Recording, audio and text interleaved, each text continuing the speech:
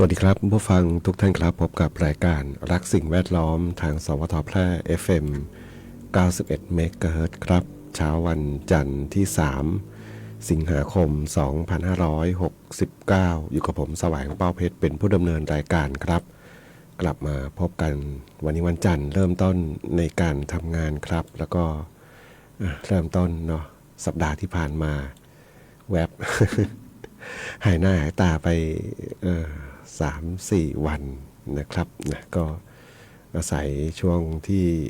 จังหวะใช้คำว่าพอดีจริงๆเนาะนะทั้งเรื่องของวันหยุดนะวันหยุดแล้วก็เรื่องของการพักเวรพอดีเนาะนะพักเวรนะคนทำงานไม่จองเวรกับใครนะ คือในส่วนของการทำงานนะสถานีวิทยุโทรทัศน์นะไม่ว่าจะเป็นวิทยุหรือโทรทัศน์เนี่ยการทำงานก็คือไม่ได้มีวันหยุดเนาะมีนอกเวลาราชการนะมีการทำงานที่ต้องปฏิบัติหน้าที่นะเราไม่ได้หยุดออกอากาศเนาะช่วงวันหยุดนะต้องมีเจ้าหน้าที่ที่จะปฏิบัติงานนะแล้วก็ต้องใช้คำว่าหลายๆปีจะมีสักครั้งหนึ่งเนาะที่ได้พักเวรบ้างอะไรบ้างแล้วก็ตรงกับวันหยุดนะครับนะก็เลยได้หยุดนะได้พักได้มีโอกาสได้ชาร์จพลังงาน ไม่รู้ชาร์จหรือไปปล่อยพลังงานไม่รู้เนาะนะชาร์จพลังงานกับชีวิตบ้างนะไปเที่ยวนะก็ได้มีโอกาสเที่ยวบ้างแต่ก็กลับมาแล้วนะช่วงสัปดาห์ที่แล้วนั่นแหละเนาะเพียงแต่ว่าไม่ได้เข้ามาจัดรายการนะครับนะก็เดินทางนะเดินทางไกลนะทางเหนือก็อยากไปเที่ยวทะเลแหละ วันนี้กลับมาแล้วเนาะมาทำหน้าที่เหมือนเดิมนะแต่ว่าก็ไม่ใช่ว่าจะไม่ได้ติดตามข่าวสารเลยนะช่วงที่อยู่ทางทะเลก็ข่าวสารทางภาคเหนือเราโดยเฉพาะล่องมรสุมนะฝนตกนะทางเมืองแพร่เมืองเชียงรายน่านนะเห็นตั้งแต่ที่จริงก็ก่อนเดินทางแล้วเนาะนะครับนะวันที่เดินทางก็เห็นข่าวบ้างแหละเนาะทางภาคเหนือเรานะมีเรื่องของฝนตกหนักนะมีน้ำป่าเกิดขึ้นนะดินสไลด์นะดินโคลนลงมาสไลด์ลงมาปิดช่องทางจราจรก็มีนะทางเมืองน่านเนาะเพราะว่าทางภาคเหนือเราเนี่ยอยู่ในพื้นที่ที่มีภูเขานะมีภูเขาเยอะนะถนนหนทางทั้งหลายก็เลาะลัดเลาะไปตามแนวภูเขาต่างๆนะครับนะก็เป็นธรรมดาเนาะมีฝนตกลงมาก็ต้องมีน้ำป่าไหลลงมาบ้างอะไรบ้างนะก็เกิดความเสียหายนะครับนะแล้วก็ที่นี้เนี่ยก็คือคนที่จะไปเที่ยวเนาะต้องศึกษาเส้นทางแล้วก็ตรวจสอบเนาะต่างๆดินฟ้าอากาศด้วยแล้วก็การเดินทางนะก็กลางคืนผมว่านะถ้าเลี่ยงได้ก็เลี่ยงเนาะนะครับเพราะอันตรายเนาะเราไม่รู้ว่าดินสไลด์เนี่ยบางทีฝนมันจะตกไปก่อนหน้าแล้วแต่ว่าดินยังไม่สไลด์ลงมานะมันรอไม่ใช่รอเราหรอกนะมันมีการเคลื่อนตัวอะไรอยู่เราไม่รู้เนาะนะครับนะยิ่งกลางคืนนี่มันจะไม่ค่อยเห็นเลยฉะนั้นเนี่ยนะการเดินทางต่างๆนะครับนะก็ใช้กลางวันเนี่ยนะค่อนข้างจะดีนะดีกว่าเนาะนะเส้นทางที่มีความเสี่ยงนะครับวันนี้กลับมาพบกันเช่นเคยครับนะกับช่วงเวลาของรายการรักสิ่งแวดล้อมนะครับนะบทเพลงเพื่อชีวิตก็ยังสามารถที่จะแนะนำได้ครับนะผ่านทางแฟนเพจนะพิมพ์คอมเมนต์ไว้เนาะแล้วก็ทางโทรศัพท์054523 516ครับกับช่วงเวลาของรายการรักสิ่งแวดล้อมทางสวทแพร่ FM 91 เมกะเฮิรตซ์ครับ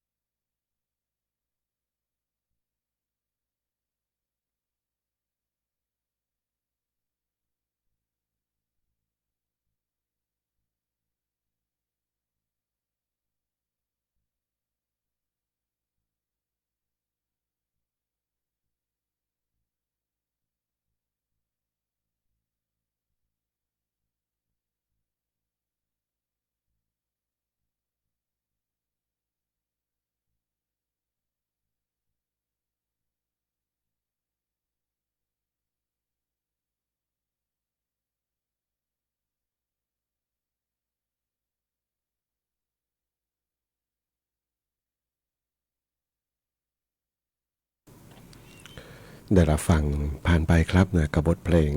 พราวของมาลีวันนาครับส่งมอบเป็นความสุขสำหรับท่านผู้ฟังที่ติดตามรับฟังรายการรักสิ่งแวดล้อมทางสวทแพร่ FM 91 เมกะเฮิรตซ์ครับนะเพลงแรกนั้นเป็นบทเพลงของคาราบาวในท่านผู้ฟังถามถึงเข้ามาครับนะกระถางดอกไม้ให้คุณเนาะร้องเพราะไม่รู้ แต่ข้างบ้านจะมอบกระถางดอกไม้ให้ซะแล้วนะก็เป็นบทเพลงเพื่อชีวิตนะครับนะส่วนเพลงที่สองนี่เลือกเองเนาะพอช่วงวันหยุดที่ได้มีโอกาสได้พักผ่อนบ้างนี่ก็จะไปเที่ยวทะเลนะก็เห็นบรรยากาศต่างๆนะทะเลก็ทะเลคือทะเลนะหาดทรายแต่ว่าต้นไม้นี่ก็จะต่างๆก็จะเป็นมะพร้าวเป็นต้นสนเนาะส่วนใหญ่จะเป็นอย่างนั้นแล้วก็มีพวกป่าโกงกลางนะป่าโกงกลางนะครับเป็นบรรยากาศเนาะที่ก็ต้องใช้คำว่าแปลกหูแปลกตาละเพราะไม่ใช่บ้านเราเนาะนะครับนะเป็นบรรยากาศของการไปเที่ยวไปพักผ่อนเนาะแต่นักท่องเที่ยวเยอะนะเยอะนะใช้คำว่าเยอะมากเลยนะมีทั้งชาวจีนด้วยเนาะไปเที่ยวนะเพราะคนจีนนี่ไม่มีพื้นที่แทบไม่มีพื้นที่ติดทะเลเนาะมีน้อยมากเนาะทะเลไทยนี่ก็ทะเลทางประเทศไทยก็เป็นปลายทางเหมือนกันนะแล้วก็รวมไปถึงรถนำเที่ยวนะทางเหนือเราที่แหละเนาะได้มีโอกาสสื่อสารกันนะคนเชียงรายนะรถเชียงรายก็ว่าคุ้นว่าหมายถึงว่าสำเนียงคุยต่างๆแล้วก็ไม่รู้เนาะนะฟังไปฟังคนเหนือเนี่ยเขาไปนำนักท่องเที่ยวจีนไปเที่ยวเนาะไปเที่ยวไปพักใกล้ๆกันนะแถวที่พักใกล้ๆกันแล้วก็มีโอกาสได้พูดได้คุยสื่อสารกันนะครับนะก็ยังต้องใช้คำว่านักท่องเที่ยวเยอะนะเพราะว่าบางพื้นที่นะหาดทรายบางที่ร้านขายอาหารนะกำลังตอนเที่ยงวันเนี่ยนะคนเยอะมากจนทีแรกก็ไม่เข้าใจนะว่าเกิดอะไรขึ้นไปนั่งโต๊ะนั่งรอริมหาดแล้วก็ตั้งใจจะสั่งอาหารมารับประทานนะครับก็หิวแล้วล่ะนะเที่ยงแล้ว บรรยากาศก็ดีมากนะหาดทรายที่ดีจริงๆนะครับท้องฟ้าก็ไม่แดดจ้าแดดจัดอะไรนะมีเมฆบางๆนะต้องบอกบรรยากาศที่ดีมากแต่ก็นั่นแหละ มันเหมือนกับมีอะไรบางอย่างเนาะก็ว่าทำไมร้านขายข้าวขายอาหารเนี่ยนะเขาไม่มาดูอะไรเลยไม่ดูแลเราไปนั่งเลยเนาะไม่ใช่ไปแค่คนเดียวนะครับนะก็ว่าโดยปกติการบริการก็ต้องมาสอบถามนะครับนั่งรอจะพอเป็น10-20 นาทีเงียบกริบ จนอดใจไม่ไหวนะครับไปถามถ่ายเขาคาดการผิดนะของที่เตรียมมาขายไม่พอนะไม่พอนะเกือบทุกอย่างเลยไม่พอบางโต๊ะบางเลยสั่งได้แค่อย่าง2 อย่างนะครับเด็กนักท่องเที่ยวเยอะมากเยอะจนของที่เตรียมไว้ไม่พอขายเนาะก็เข้าใจว่าน่าจะคาดการผิดเนาะนะว่าคนที่ไปเที่ยวอาจจะนะความคาดเดาเนาะเพราะบางคนบอกไปเที่ยวไม่กลัวฝนเหรอ อะไรประมาณนั้นนะครับแต่ว่าอย่าลืมว่าเป็นวันหยุดยาวๆนี่บางทีก็เที่ยวเนาะคนไม่ว่าจะเป็นคนไทยหรือว่าคนต่างชาติโดยส่วนใหญ่ก็การท่องเที่ยวที่เป็นวันหยุดเนี่ยก็จะเที่ยวกันเยอะหน่อยนะแต่การคาดการร้านค้าคือของที่เตรียมไว้ไม่พอเนาะนี่ขนาดตอนเที่ยงวันนะไม่พอขายนะครับก็เลยชมทะเลเฉยแล้วก็หาซื้ออะไรเล็กๆน้อยๆ อันนี้เล่าให้ฟังนะว่าบางทีบางครั้งนะร้านขายก็ต้องเขาการคาดการณ์นะเพราะช่วงวันหยุดที่ผ่านมาในสัปดาห์ที่แล้วเนี่ยนะก็จะเห็นได้เลยว่ารถราต่างๆตั้งแต่ก่อนวันหยุดแล้วเนาะรถขึ้นมาบ้านเราก็ไม่น้อยนะเยอะมากนะเข้าเวรตรงวันหยุดพอดีก็จะได้เห็นรถที่ขึ้นมาเยอะนะเราคนเหนือไปเที่ยวทางใต้รถก็เยอะนะไม่ใช่ไม่เยอะนะรถก็เยอะนะรถเที่ยวทั้งนั้นเลยนะแต่ในกรุงเทพว่างดีจัง นะ เล่าบรรยากาศต่างๆเนาะสำหรับช่วงวันหยุดที่ผ่านมานะครับขอบคุณผู้ฟังนะเห็นคุณอะไรนาทีขอเพลงผู้ทนของคาราบาวที่จัดให้ฟังเนาะทักทายป้าอำพันธ์บ้านนาหลวงที่เห็นส่งสติกเกอร์ขึ้นมาในแฟนเพจนะครับไปฟังเพลงกันต่อครับกับช่วงเวลาของรายการรักสิ่งแวดล้อมทางสวทแพร่ FM 91 เมกะเฮิรตซ์ครับ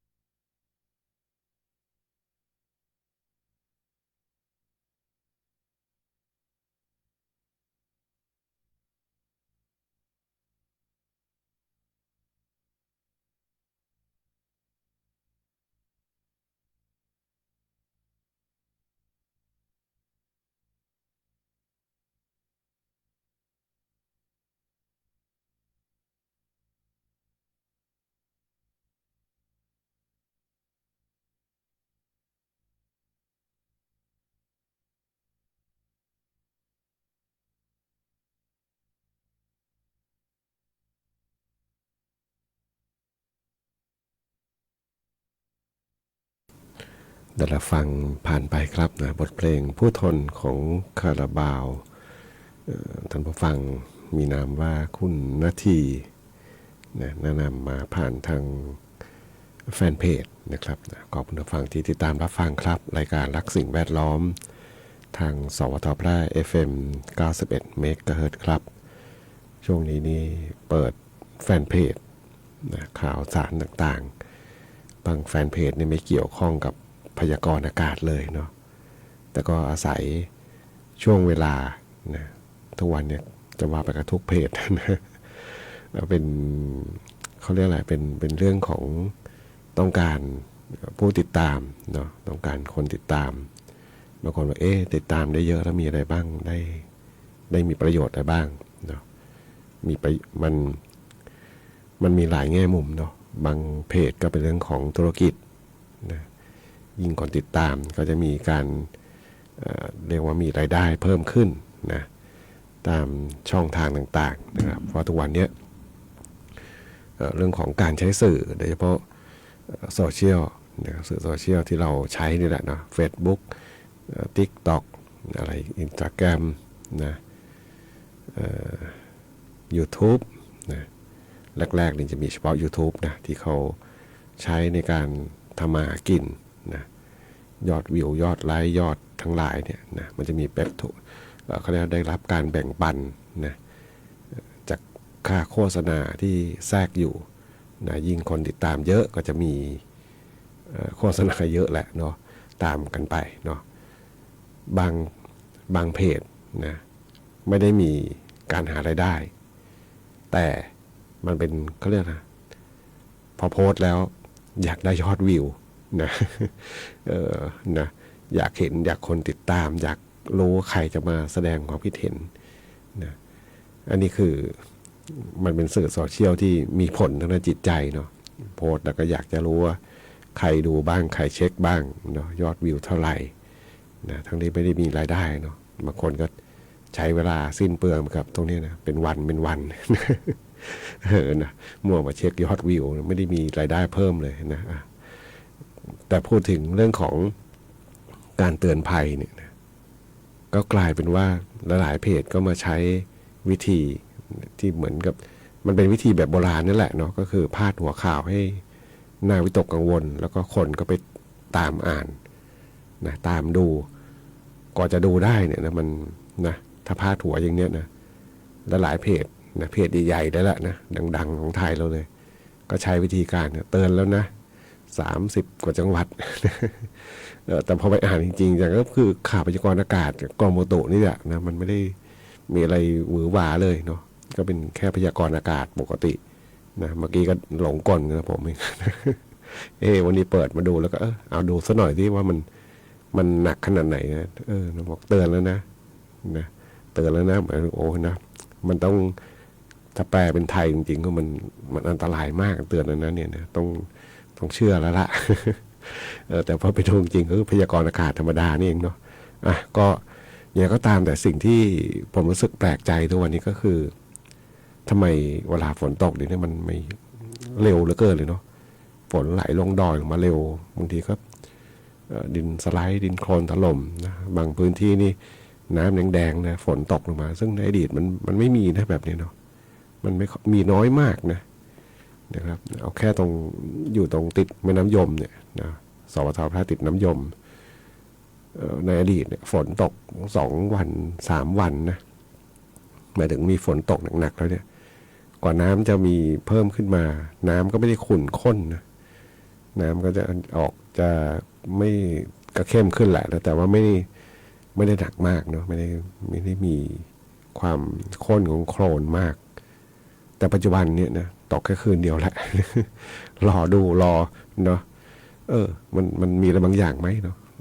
นะภูเขามันเป็นยังไง นะน่าคิดนะมันเปลี่ยนแปลงไปนะทำให้